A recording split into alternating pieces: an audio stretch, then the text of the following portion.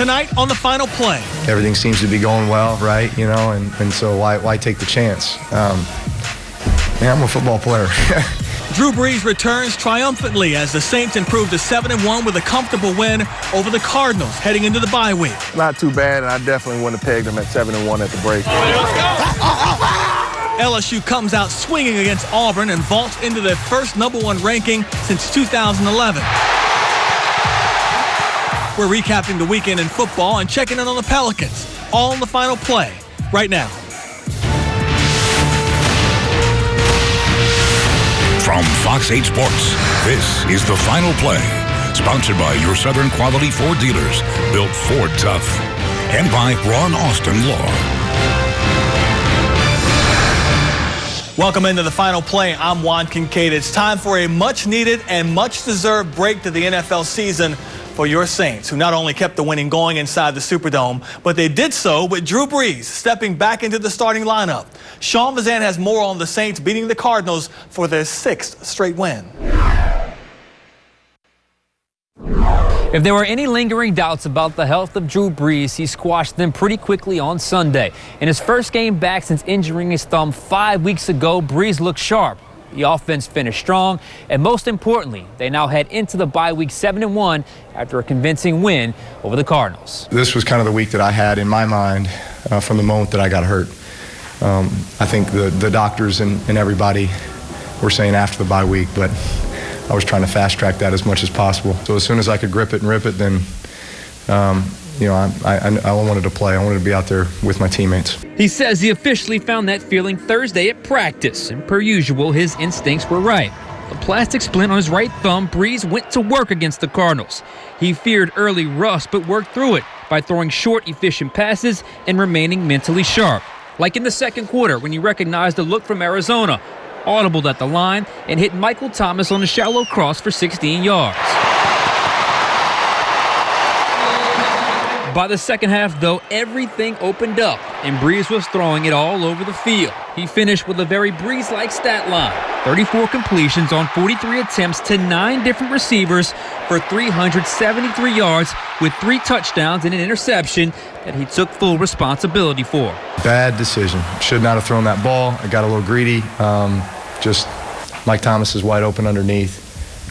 So throw it to him and live to play another day. But short of that one blemish, Brees didn't miss a beat. And most importantly, didn't feel much soreness after experiencing his first physical test in 5 weeks. That's one thing you can't really simulate, right? I can do a lot of things in practice, but I'm not really going to say, hey, somebody run into my hand real quick. Let me see how this feels, you know? He's kind of waiting to see how that goes. And according to his teammates, it was just like old times, having 9 back on the field for the first time since week 2. At the end of the day, it's Nine's team, you know, and so with him operating at a high level, you know, we're going to be better as a team. The debate going into Sunday was concern about Brees returning too early. Why not just wait until after the bye week to get 2 more weeks to recover? Brees understood those sentiments, but his response was pretty simple. Everything seems to be going well, right? You know, and so why take the chance? I'm a football player, you know, and I, like I said, just that gratitude that kind of came over me right before this game is just that I'm blessed to play this game, and I love this game, and I love my teammates. I love being with them. I love going out on the field with them, and you know, that was my motivating factor, you know, through this whole thing. We're now joined by Saints Hall of Famer and our own Deuce McAllister. Deuce, we questioned. The big question all week was, will Drew play? Not only did he play, I thought he played well. I thought he looked like Drew. I thought early on he was keeping it kind of safe, but by the second half you could tell he really got into rhythm. Well, he really got into rhythm. He was pushing the ball down the field. I mean, you've got plus 15, you got plus 20, you got some plus 25 type plays. And, you know, we knew early on he would be maybe a little bit rusty. And that game at the half was 10-6, and it probably should have been about 21-6 at best, you know, maybe, at worst. And, you know, the Saints only had a 4-point lead, but they were able to continue to chip away. And I think what was impressive is Latavius Murray, his ability to be able to soften that defense inside. I mean, behind Eric McCoy, you know, Pete and Larry Wolford, they lived inside, and they had a lot of success early on. As a matter of fact, his first touchdown play, his first touchdown run was a power play right behind that right guard. And so Ron Ramczyk, the double team with Pete and the center, McCoy, and it's wide open. 30 touches today, 21 carries, 9 catches. I think we've seen when he gets a lot of carries is when he's at his best, but to have 9 catches, and Drew said it was his first touchdown catch of his career, I don't think people realize how good he can be in the pass game. Well, he had 12 targets. That's more than Michael Thomas. And then, he had 9 receptions out of 12 targets, and you talk about the 21 carries, and even when Alvin comes back, you want to get him involved. Now, I don't know if he'll have that many touches, but you want to get him involved where he gets at least 10 to 12 to 13, at least, carries, and then maybe 2 or 3 receptions, because he can be a valuable weapon that this team definitely can use. Taysom Hill, his first play was a bust. They ran that option play, flip it to Michael Thomas. It really threw that whole first drive, which is a pretty promising drive, off rhythm. But as a pass catcher, he was pretty impressive. You and I were just talking before we went on. It didn't feel like the Cardinals had a firm grasp on what they wanted to do when he was in the game. What's interesting is most of the time when you evaluate a team, you go back their last 4 games. What threw maybe them off was their last 4 games, Taysom hadn't been involved a lot offensively. You spot play him here and there because you don't have another quarterback. With Drew back into the fold, Taysom can get more involved offensively, and that's what the Saints did. You could tell really early on when he was out there in 2 tight end sets or 3 tight end sets, the Cardinals had a problem lining up with him, and they didn't know if they wanted to put a safety on him or a linebacker on him, and a couple times they left him wide open. Saints were able to find him, and they take advantage of it. Defensively, what else can you say? They kept him out the end zone. This is an explosive offense. This is an explosive quarterback. They kept him out the end zone. But this is 5-6 weeks in a row now where they have elevated their play to become an elite defense in this league. Just another great effort by them today. Another great effort. Give up 40 rushing yards, 19 come off of a reverse kind of late there in the game, and the defensive end just got sucked in a little bit too much. But really outstanding job of being able to take away the run and make them one-dimensional. I was surprised that they didn't try to get Murray more on the edge. I thought, with his ability to be quick, make the decision, throw the ball, they didn't really get him on the edge. And you knew early on, whether it was the first or second drive, they were going to hit you with some type of trick play. They did hit him. The Saints were able to tackle him, force a field goal. So when a team resorts to that tells you, hey, look, we want to just try to keep it close. We can't beat you playing straight up, so we have to try to take your aggression away, and that's what they were able to do, but the Saints were still able to hold the field goals. Cliff Kingsbury, their head coach. People don't know this. He was a Saint for a while. You were his teammate. I got to ask you, what was your former teammate thinking going for it on 4th and short at their own 30-yard line? The Saints get the stop, and I thought that was a spark that really pushed them to the finish line in the second half. They really trust their inside guys. That's basically what they did. They've been able to run the ball against teams, but, David Onyemata, he's been outstanding for the Saints. And then you talk about what Malcolm Brown, Shai Tuttle had a sack. He got a lot of penetration, but they won up front. The Saints' defensive line have been able to take the run game away from people, and they're stopping the run with 7 players. And that's really, really hard to do in the NFL. And if you can do that, pass coverage is easy because now what you can call and the guys that are on the back end are playing really well also. Here we are at the halfway point. Got the break next week. 7-1 though. Not too bad, huh, Deuce? Not too bad, and I definitely wouldn't have pegged them at 7-1 at the break, and that's even with having Drew. Right. And so this team, they'll get some healthy guys back. You got some guys that are banged up. You get suspended, P.J. Williams back. So this team may be a dangerous one as they get into the conference play as far as NFC South is concerned. So, we'll just have to wait and see, but, man, they have to feel good where they are. Absolutely. Should be a fun finish. Deuce, thank you. Thank you. Still to come on the final play, what a day for running back Latavius Murray. He picks up the slack of not having Alvin Kamara. Chris Hagan will take a look at his day in the Dome.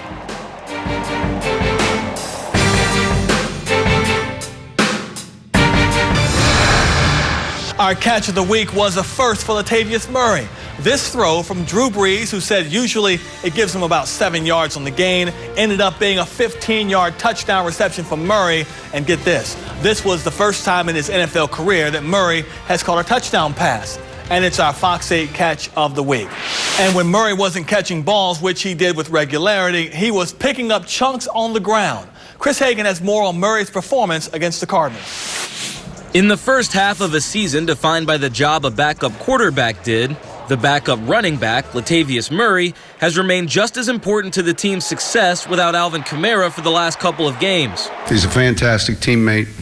You know, all the things that we look for in a player he has, and so he's been a good addition to us. The things I've been able to do, I've been put in position to play, to contribute. And as a back, you have to love that and appreciate that, and so I'm just happy to be here. And while Murray is known most for his downhill running and physical style between the tackles, within this Saints offense to truly fill in for Alvin Kamara, you've got to be a pass catcher as well. And Murray passed that test with flying colors.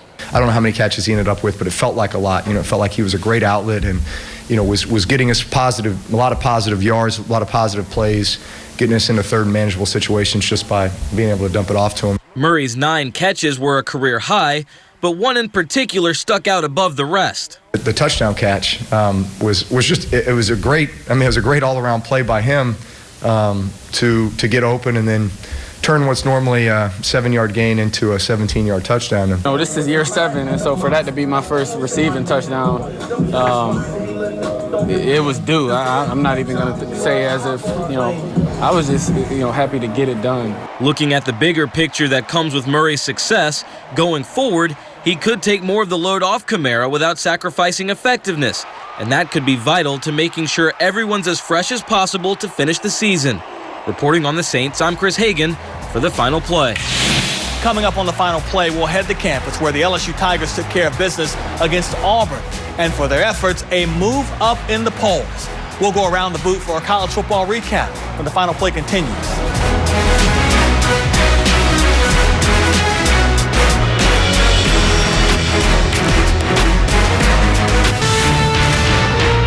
You're watching The Final Play.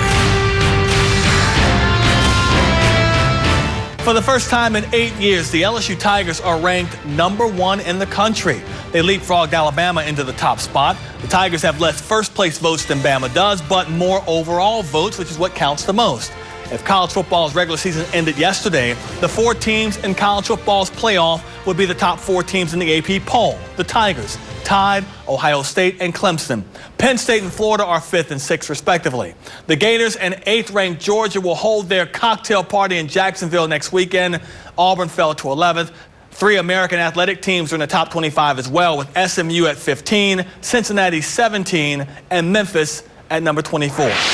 And the Tigers' jump up in the polls is a direct result of not only yesterday's win against Auburn, but their 3 wins against top 10 opponents this season.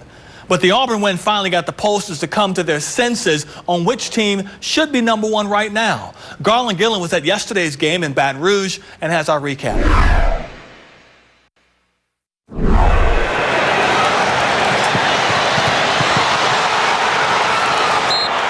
2 turnovers, 2 failed 4th down conversions in scoring position, even a missed extra point.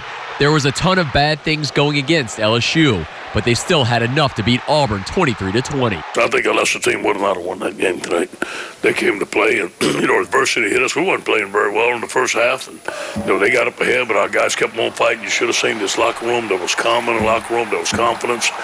We felt we were going to win the game. Joe felt he was going to win the game. We did.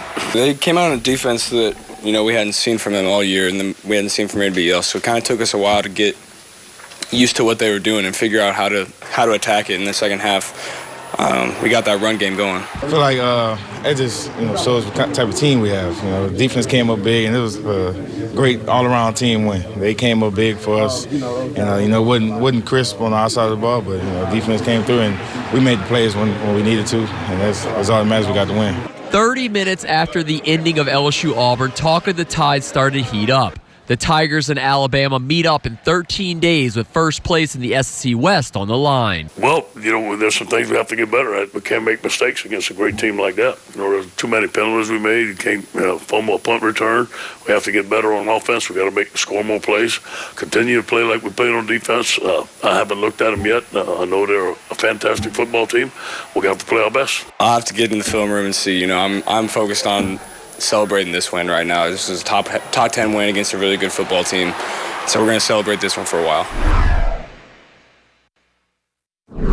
All right, we're now joined by Brody Miller of The Athletic. All right, a lot of things were not going LSU's way in this game there. They had 2 turnovers. They had 2 failed fourth down conversions, even had a failed extra point. But after all that, they still beat a top 10 team, an SEC team, and one of the better teams in the country. Yeah, we're at a point now where I think we've seen LSU win kind of every type of football game, right? You've seen them win blowouts, you've seen them kind of win shootouts, but you've seen them kind of get down, things are going bad for them. That was an ugly first half. The penalties were getting out of control, putting himself in bad situations, but the defense held on. This is the defense that was being heavily criticized the first 5-6 games of the year. Suddenly the defense looks like a bit of a strength. And then the second half, you were able to adjust, get that run game going, even though this is a passing team. So it's like each week, whenever a team throws something at it, they've been able to adjust, and they were able to bounce back today.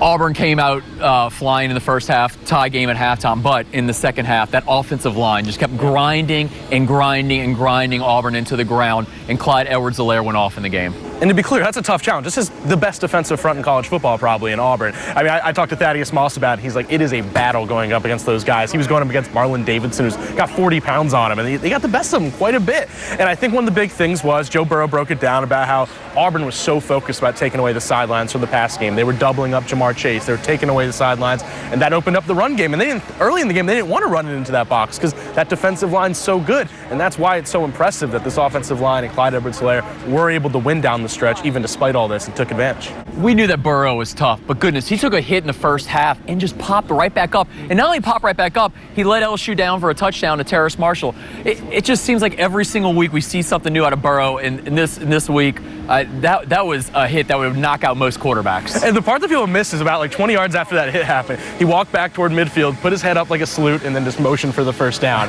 I mean, he's just kind of one of those guys who, it can be corny, but he has that kind of swagger about him that he knows, all right, this is a moment, I'm going to capitalize on it, I'm going to get Tiger Stadium behind me and take advantage of it, and he is so good at that. The UCF game last year, when he took that hit and got the wind nicked out of him, that's a perfect example, right? And so all of a sudden the game changed after that hit, and then he was able to recover, and he didn't even have one of his better games, and he still threw for over 300 yards and was able to lead LSU to another top 10 win. All right, we're less than 2 weeks away, but every single player in post-game got asked about Alabama. Yeah. They've all said that this is a totally different team, and I know that's them being pro LSU.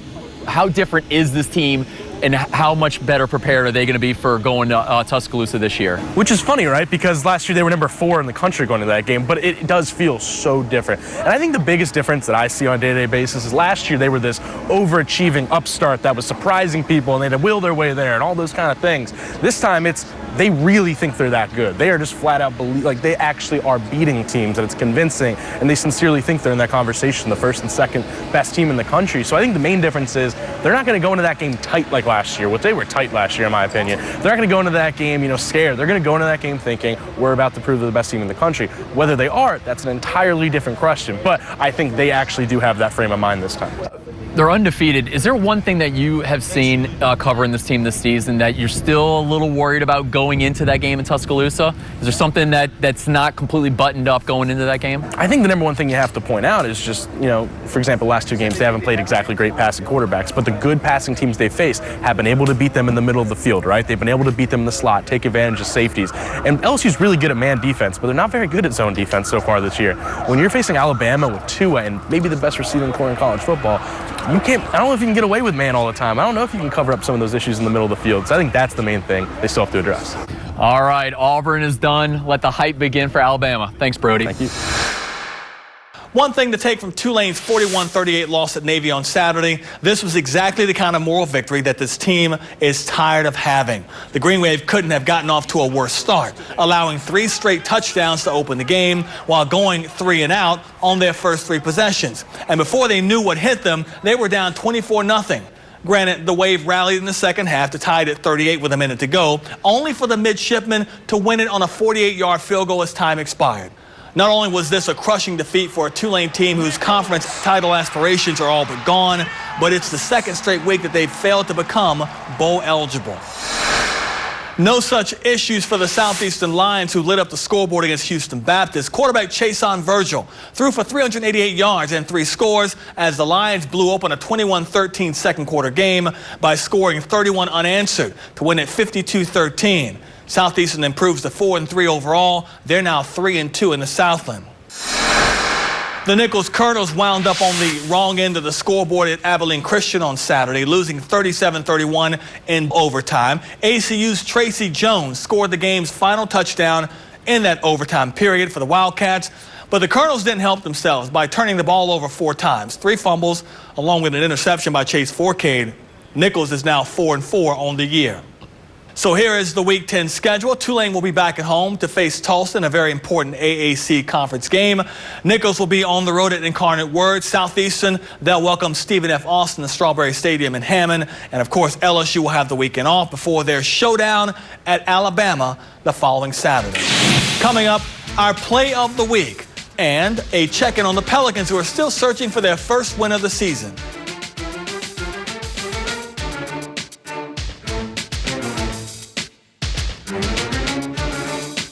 Sponsored by Ron Austin Law. Our Play of the Week takes us back to Edna Carr versus Landry Walker, and the charging Bucks' Truman Wright acting quickly to haul in a bobbled pass for the interception. Very impressive reaction time, but it wasn't enough as the Cougs prevailed 18-14. And that takes us to our Prep Player of the Week nominees. Destrehan running back Kyle Edwards, 221 yards rushing, 5 touchdowns in a win over Thibodeau. Ponchatoula QB TJ Finley, 330 yards passing, 5 touchdown passes as well in their win over Fontainebleau. And Country Day quarterback Justin Ibieta, he threw 3 touchdown passes, also ran 3 in himself in their win over Ben Franklin. Go to fox8live.com/player to vote. Voting opens tomorrow and closes on Wednesday. As for your Pelicans, the start to the season has not been easy to watch. Yes, Alvin Gentry has more depth than he ever has, but that hasn't translated into a win in their 3 games. Yes, they missed what Zion Williamson would have brought to the court, but Gentry has already admitted that he's got to get that rotation down from the 12 players he's currently using now to about 9. The Pels have been in every game they've played so far, even led late, but have been unable to close the deal, including last night's late loss in Houston. So the Pels will be back at home tomorrow night to face Golden State at 7 o'clock. Then they'll welcome Denver to the Smoothie King Center on Thursday. Special start time, 8:30 nationally televised game. After that, they'll hit the road for a couple of games in Oklahoma City on Saturday, and then November 4th on the road in Brooklyn. The team they opened the regular season against, the Toronto Raptors, when it was on the road there, will be back in the Crescent City on November 8th. And that's our show for tonight. For all of us here at Fox 8, I'm Juan Kincaid. We hope you join us again next Sunday night for the Final Play. From Fox 8 Sports, this has been The Final Play, sponsored by your Southern Quality Ford dealers, built Ford tough, and by Ron Austin Law.